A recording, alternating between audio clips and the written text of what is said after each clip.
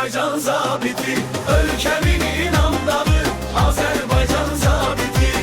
O topçu Şıklinski'nin dirilen bir arzusu, halkın elit evladı tükenmez bir uzusu, əhdində möhkəm olan əbədi bir namuslu. Ülkemin inandağı Azerbaycan zabiti, ülkemin inandağı Azerbaycan zabiti. Möhtaca yer koymadı, güçlendi geldi teperim.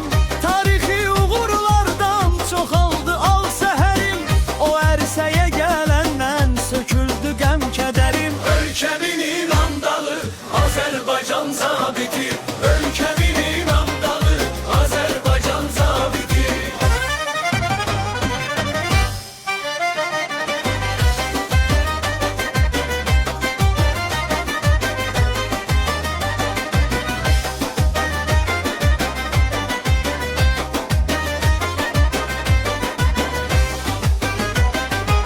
Siz Heydər Liseyində dünyaya göz açtınız, Önderin zekasında güneş kimi saçtınız. Qarabağ savaşında düşmənə ot yaktınız. Ülkemin inandağı Azerbaycan zabiti, ülkemin inandağı Azerbaycan zabiti.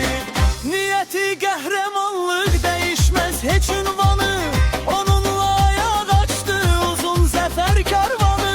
Hünəri ilə bəzəyir anam Azərbaycanı. Ülkemin inandağı Azerbaycan zabiti, ülkemin inandağı Azerbaycan zabiti.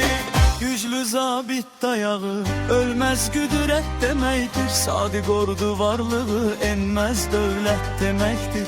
Zəngin hərbi ehtiyat sönməz ta qərb demir. Ülkemin inandağı Azerbaycan zabiti, ülkemin inandağı Azerbaycan zabiti.